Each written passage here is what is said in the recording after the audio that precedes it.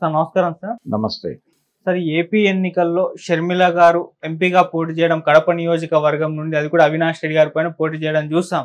అది కాస్త అందరిలో కూడా ఆసక్తి కలిగింది. ఈ నియోజకవర్గంలో మరి షర్మిల గారు గట్టి పోటీ ఇస్తారా, గెలుస్తారా అన్న దాకా కూడా వెళ్ళింది. చివరికి చూస్తే అవినాష్ రెడ్డి గారు గెలిచారు. కాకపోతే షర్మిల గారి ప్రభావం ఇక్కడ అన్నగారి పైన కూడా పడింది. అందుకే ఇటువంటి స్థితి వచ్చింది. అంటే వైసీపీ అంత ఘోర ఓటమికి షర్మిల గారి ప్రభావం కూడా ఉంటుంది అని కూడా మాట్లాడుతున్నారు. ఎంటైర్ షర్మిల గారి గురించి మీరేం చెప్తారు సార్? ఈ ఎలక్షన్స్ లో తన పాత్ర ఏంటంటారు? అంటే ఒకటి రెండు రకాల గొడవలు ఉండుండొచ్చు ఫ్యామిలీలో.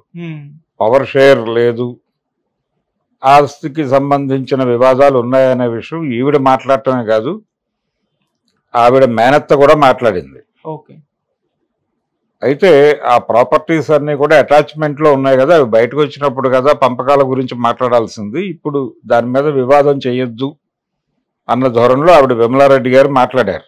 ఆ గొడవ పక్కన పెడితే పవర్ షేరింగ్కి సంబంధించి జగన్మోహన్ రెడ్డి గారు టీవీ9 ఇంటర్వ్యూలో మాట్లాడుతూ ఇది షర్మిలను ఎంకరేజ్ చేయటం అనేది నెపోటిజం కిందకు వస్తుంది, అందుకని మళ్ళీ మీరే అంటారు ఆ మాట, అందుకని నేను దూరం పెట్టాను. దేవుడు నాకు అధికారం ఇచ్చింది ప్రజలకు సేవ చేయడానికి కానీ బంధువులకు సేవ చేయడానికి కాదు అని ఒక బ్రాడ్ సెన్స్లో మాట్లాడుతున్నట్టుగా ఒక స్టేట్మెంట్ ఇచ్చాడు. దానికి ఆవిడ కూడా కౌంటర్ ఇచ్చింది.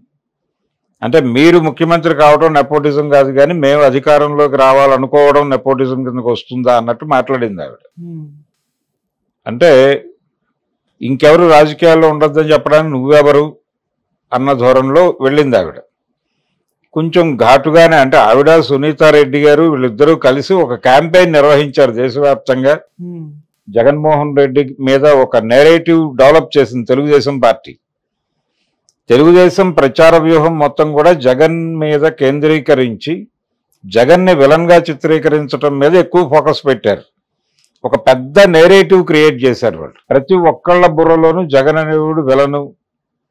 వాళ్ళు అంటే తెలుగుదేశానికి అనుకూలంగా ఉన్నటువంటి మీడియా సంస్థలు కొన్ని చిత్రాలు నిర్మించినాయి. రాజధాని ఫైల్స్ అనే పేరుతో వచ్చిన సినిమాలు నేరుగా జగన్మోహన్ రెడ్డి క్యారెక్టరే గొడ్డలు తీసుకుని ఆ పక్కన ఉన్నటువంటి వాడిని నరికి చంపేస్తుంది. అంటే బాబాయ్ హత్య తనే చేశాడు అన్న లెవెల్లో వాళ్ళు ఒక జడ్జిమెంట్ పాస్ చేస్తూ సినిమా తీశారు. అది రిలీజ్ అయింది, వివాదం జరిగింది, కోర్టుకు వెళ్ళింది, కానీ సినిమా రిలీజ్ అయింది. ఈ లెవెల్ నేరేటివ్, ఒక బలమైనటువంటి నేరేటివ్ బిల్డ్ చేయడం ద్వారా తెలుగుదేశం పార్టీ జగన్మోహన్ రెడ్డి మీద ఒక ఆయన క్యారెక్టర్ని అసాసిన్ చేయటం అనే ప్రోగ్రాం. నిన్న చంద్రబాబు గారు మాట్లాడుతూ ఒక మాట అన్నాడు పవన్ కళ్యాణ్ దగ్గర, క్యారెక్టర్లను అసాసిన్ చేస్తూ కొన్ని మీడియా సంస్థలు చాలా దుర్మార్గమైన ప్రచారాలు చేశాయి అన్నాడు. వీళ్ళు కూడా చేశారు అదే పని. చంద్రబాబు గారి మీడియా సంస్థలు చేసిన పని అదే. అంటే మేం చేస్తే మాత్రమే శృంగారం, అవతలవాడు ఎవరు చేసినా వ్యభిచారం అన్న టోన్లో మాట్లాడాడు చంద్రబాబు. నేను చాలా దుర్మార్గంగా పర్టికులర్గా ఎన్టీవీ వాళ్ళని అలాగే 10TV వాళ్ళని టార్గెట్ చేస్తూ మాట్లాడాడు ఆయన. ఎలాగైతే జగన్ వీళ్ళని ఏబిఎన్, ఈనాడు, ఆంధ్రజ్యోతి అని మాట్లాడతాడో అదే ధోరణిలో నిన్న చంద్రబాబు గారు మాట్లాడాడు. అంటే జగన్గా మారుతున్న చంద్రబాబు చూడండి అన్న టోన్లో కొన్ని ట్రోల్స్ వచ్చినాయి. ఈ లెవెల్లో ఆయన డిజైన్ చేసినటువంటి ఒక నెరేటివ్కి జగన్ దుర్మార్గుడు, సైకో, అతను అసలు మనిషి కాదు.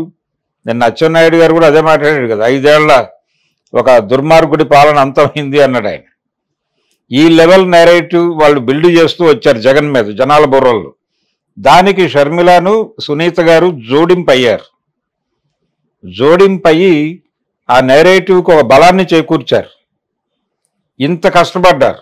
అలాగే లెఫ్ట్, కాంగ్రెస్ ఒక కంపార్ట్మెంట్లోను, జనసేన, తెలుగుదేశం, బీజేపీ ఒక కంపార్ట్మెంట్లోను, ఒక 2 కంపార్ట్మెంట్ల ట్రైన్. ఆ ట్రైన్కి చంద్రబాబు నాయుడే ఇంజన్. వీళ్ళందరినీ వేసుకుని జగన్మోహన్ రెడ్డితో యుద్ధం చేశాడు ఆయన. ఈ యుద్ధం జరుగుతూ ఉండగానే, అంటే కాంగ్రెస్ పార్టీతో వ్యూహాత్మకంగా పొత్తు లేదు కానీ అప్రకటిత కలయిక ఉంది, అప్రకటిత పొత్తు ఉంది. ఆ పొత్తులో భాగంగా ఆయన అక్కడ భూపేష్ రెడ్డిని నిలబెట్టాడు కడప ఎంపీగా. అతను పెద్దగా ప్రచారం చేయలేదు, ఓడిపోతానని తెలుసు, అతనికి ప్రిపేర్ అయ్యాడు కూడా ఓటమికి. వాళ్ళిద్దరి మధ్య పోటీ కేంద్రీకృతం అవుతుంది అనుకున్నారు. షర్మిలకిను అవినాష్ రెడ్డికి మధ్య పోటీ ఉంటుంది అనుకున్నారు. కానీ విచిత్రంగా తెలుగుదేశం పార్టీ ఓట్లు అట్లా టర్న్ అవ్వాల. అలాగే తెలుగుదేశం పార్టీకి అనుకూలంగా కొంత యాక్టివిటీ నడిచింది అక్కడ. అంటే ఈవీఎంల ట్యాంపరింగ్ లాంటి కార్యక్రమాలతో సహా వీటన్నిటి ఫలితంగా భూపేష్ రెడ్డి అనుకోకుండా ముందుకొచ్చాడు. షర్మిల వెనక్కి వెళ్ళిపోయింది. పోటీ అవినాష్ రెడ్డి వర్సెస్ భూపేష్ రెడ్డిగా మారింది నిన్న ఉదయం నుంచి. మొన్న రాత్రి వరకు షర్మిల వర్సెస్ అవినాష్ రెడ్డి ఫైట్. ఇలా సడన్ గా ఆవిడ 3వ స్థానానికి వెళ్ళిపోయింది. ఓట్లు కూడా చాలా తక్కువ వచ్చినాయి ఆవిడకి. అంటే ఆవిడ పర్సనల్ గా ఆవిడ చేసిన ప్రచారం ఆవిడకి ఏం ఉపయోగపడాల, ఆవిడ పార్టీకి ఉపయోగపడాల. కాంగ్రెస్ పార్టీకి ఒక్క సీటు కూడా రాల. పార్లమెంట్లోనూ అసెంబ్లీలోనూ ఖాతా తెరుస్తుంది కాంగ్రెస్ పార్టీ అనుకున్నారు అందరూ. 2 చోట్ల జరగల. ఏపీ అసెంబ్లీలోకి వాళ్ళు కాలు పెట్టలేదు. చివరికి మడకశిరలో గెలుస్తున్నారని సర్వేలు కూడా చెప్పాయి. మడకశిరలో కూడా విచిత్రంగా టీడీపీ అభ్యర్థి గెలిచాడు అక్కడ. అది ఎస్సీ కాన్స్టిట్యున్సీ. తెలుగుదేశం అభ్యర్థి గెలిచాడు అక్కడ.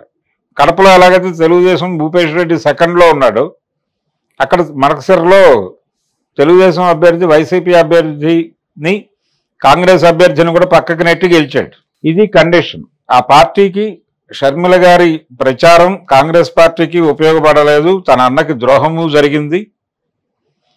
అన్న మీద తెలుగుదేశం పార్టీ చేసినటువంటి నెరేటివ్కి ఆవిడ సపోర్ట్గా నిలబడింది. ఆ మేరకు ఏ ప్రయోజనం పొందింది ఆవిడ అనేది పక్కన పెట్టేస్తే రాజకీయంగా ఏమీ జరగలేదు. అయితే ఒకటే ఆశ కాంగ్రెస్ పార్టీకి ఇప్పుడు. అదేంటంటే వైఎస్ఆర్సీపీ టోటల్గా కాంగ్రెస్ పార్టీని తనలోకి ఇముడ్చుకుని కాంగ్రెస్ పార్టీని పూర్తిగా పిప్పిగా మిగిల్చి, ఒక జోక్ ఉండేది విజయవాడలో, ఆంధ్రరత్న భవన్ అంటే కాంగ్రెస్ పార్టీ సెంట్రల్ ఆఫీస్ అది ఏపీకి.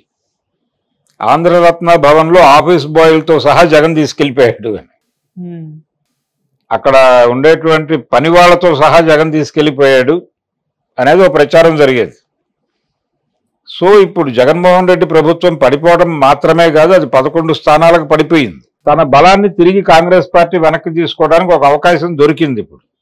అట్లా వచ్చే ఎన్నికలకు కాంగ్రెస్ కొంచెం బలపడేటువంటి ఛాన్స్ ఉందనే ఒక అభిప్రాయం కొంతమందిలో వ్యక్తమైంది. నిన్న కాంగ్రెస్ పార్టీతో ట్రావెల్ అవుతున్నటువంటి కొంతమంది ఉన్నారు సీనియర్స్, వాళ్ళు ఆ ఆనందాన్ని వ్యక్తం చేస్తున్నారు ఇప్పుడు. అంటే తమ పార్టీ గెలవటమా ఓడిపోవటమా అనేది పక్కన పెట్టేసి జగన్ నాశనం అయితే కాంగ్రెస్ పార్టీ బాగుపడుతుంది అన్న నెరేటివ్లో వాళ్ళు మాట్లాడుతున్నారు.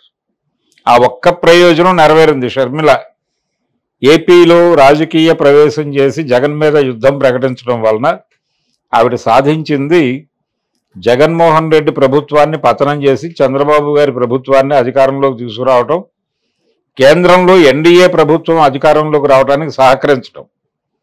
తను కాంగ్రెస్ పార్టీ అధ్యక్షురాలుగా పగ్గాలు చేపట్టి కాంగ్రెస్ పార్టీకి శత్రువైన ఎన్డీఏ కూటమి అధికారంలోకి రావడానికి తన వంతు సహకారాన్ని అందించింది ఆవిడ. ఇది కాంగ్రెస్ పార్టీ సమీక్షించుకోవాల్సిన వ్యవహారం. షర్మిలని భుజానేసుకుంది తెలుగుదేశం మీడియాని, షర్మిలనిను ఆవిడ సునీతని. ఆంధ్రజ్యోతి, ఈనాడు తప్ప ఇంకెవరు పట్టించుకోలేదు ఆవిడ, వాళ్ళిద్దరిని. వాళ్ళిద్దరూ డే టు డే వాళ్ళ ప్రతి కదలికని ప్రపంచం ముందు పెట్టడానికి ప్రయత్నం చేశారు. దీని వెనకాల చంద్రబాబు నాయుడు ఉన్నాడు. చంద్రబాబు నాయుడు సభల్లో షర్మిలని అలాగే సునీత గారిని వాళ్ళిద్దరి మీద జాలి కురిపించకుండా ఆయన ఏ ఉపన్యాసం ముగించలేదు. కానీ షర్మిల గారి రాజకీయ ఉపన్యాసాల్లో చంద్రబాబు మీద కూడా దాడి చేశారు. అంటే ఆవిడ నటించారు అక్కడ. ఆవిడకి ఎక్కడో చంద్రబాబుతో ఒక అవగాహన ఉంది. ఆవిడ క్రిస్మస్ గిఫ్ట్ ఇచ్చింది వారికి, చంద్రబాబుకి. ఆ రోజు నుంచి ఈ అపవిత్ర కలయిక కూడికలు నడుస్తున్నాయి. దాన్ని కూడా దృష్టిలో పెట్టుకుని చూడాలి విషయాన్ని. అందుకని షర్మిల గారు ఏది ప్రయోజనం పొందినా అంటే వారి మేనమామ గారే ఏదో ఒక ప్యాకేజీ ఒప్పందం కూడా ఉంది అని. పవన్ కళ్యాణ్ దత్తపుత్రుడు అనేవాడు ఈయన జగన్మోహన్ రెడ్డి. అలా ఈవిడ తెలుగుదేశానికి దత్తపుత్రికలా మారింది అనే మాట రవీంద్రనాథ్ రెడ్డి ఆ లెవెల్ వరకు వాడాడు. కాబట్టి అందులో కొంత వాస్తవం ఉండొచ్చు, కొంత ఆవిడ గెయిన్ అయి ఉండొచ్చు. కానీ పొలిటికల్గా ఆవిడ కాంగ్రెస్ పార్టీకి వెన్నుపోటు పొడిచింది ఒక రకంగా. ఇటు అన్నకి వెన్నుపోటు పొడిచింది, కాంగ్రెస్ పార్టీకి వెన్నుపోటు పొడిచి కేంద్రంలో ఎన్డీఏ ప్రభుత్వానికి బలం చేకూర్చేలాగా, చంద్రబాబుకి ఎక్కువ సీట్లు వచ్చేలాగా జరిగినటువంటి నేరేటివ్లో ఆవిడ తన వంతు సహకారాన్ని అందించింది అనేది వాస్తవం. Okay sir. అది ఒక్కటే నెరవేరింది ఆవిడ రాజకీయ ప్రయోజనం, ఆవిడ రాజకీయ ప్రవేశం వలన ఆ ఒక్క ప్రయోజనం నెరవేరింది.